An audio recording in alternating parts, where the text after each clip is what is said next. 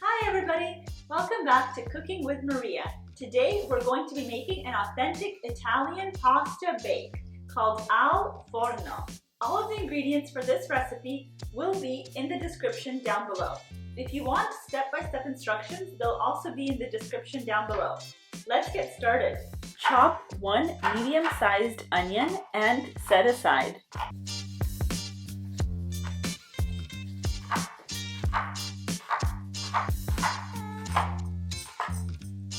Finely mince one garlic clove and set that aside as well. I'm just heating up some water over here in the stovetop for the pasta, and in the meantime I'm going to continue my preparation by cutting up some of the sun-dried tomatoes. So I'm going to add the tomatoes into the garlic because I'll be adding those two ingredients at the same time. Before I take care of the sausage casings and start mincing it up, I'm going to put my hair up because I definitely don't want any of my hair to end up in the food. For the sausages, I'm just going to take off the casings and I'm going to just break them up into kind of minced crumbled pieces so that way I can easily add them into our sauce a little bit later on.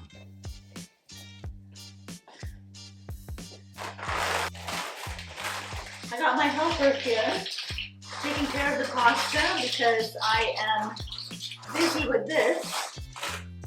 Thank you, my love. I think there is fennel in here. Come here. That's fennel. So when buying these sausages, it just says mild Italian sausage. I didn't realize there would be fennel in it already, so I won't be needing to add any of the fennel seeds over here. If you do buy an Italian sausage that doesn't have fennel, I highly recommend using some fennel seeds. I prefer to use about a teaspoon or so for this recipe. Thoroughly wash your hands because they're covered in raw meat. I made some pancetta yesterday and I have some leftover grease from the pancetta, as you can see here. So what I'm going to do is I'm going to add the sausage into that delicious pancetta grease. Normally I would use olive oil if I didn't have the pancetta grease from yesterday. We're going to fry up the sausage in here first for about 5 minutes.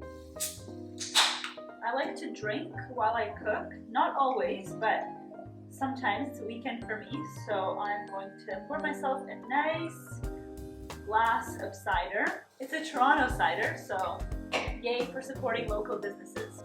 Cheers! Now we're going to come over here and see how our meat is doing. This looks about ready to me, so what I'm going to do is transfer it over onto a plate with a slotted spoon. The reason I'm using a slotted spoon is because I want to make sure that the grease of the meat is left over in the pan for cooking our onions, garlic, and sun-dried tomatoes. And now it's time for the onions. In the meantime, I'm going to preheat the oven to 400 degrees Fahrenheit. Alright, we're going to add in the red pepper flakes, just a little bit. I don't like it too spicy.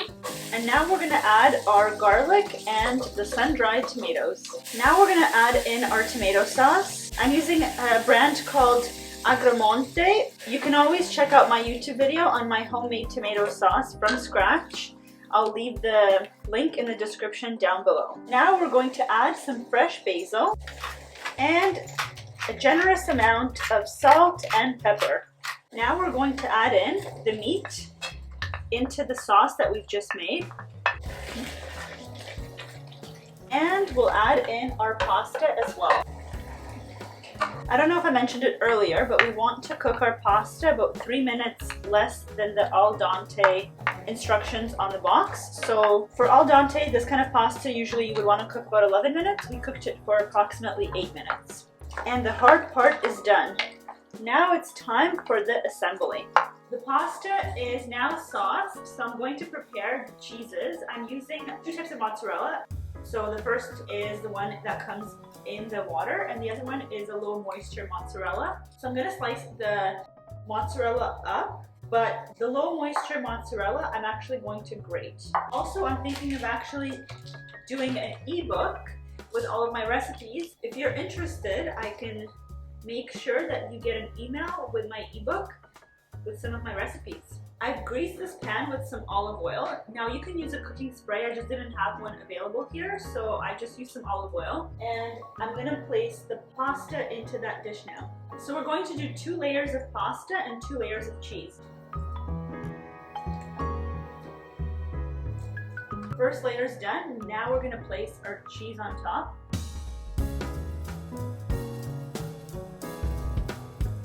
And here we go with the second layer.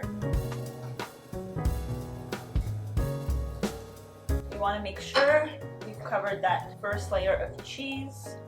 And now for the top layer, place our mozzarella like that. And now for the Parmigiano Reggiano, my favorite part of this recipe, and hit it with a little drizzle of olive oil. Time for it to bake in the oven for about probably 20 to 30 minutes. I'll let you guys know if it's ready after 20 minutes. It took 20 minutes for the pasta bake to cook perfectly, and I'll take it out of the oven. Ooh, nice and crispy on top. All right, let's dig in.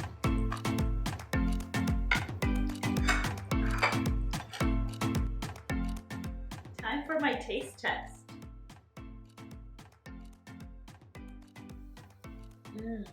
So cheesy. I love it. Very crispy on top, cheesy and meaty in the middle. This is Italian comfort food at its best.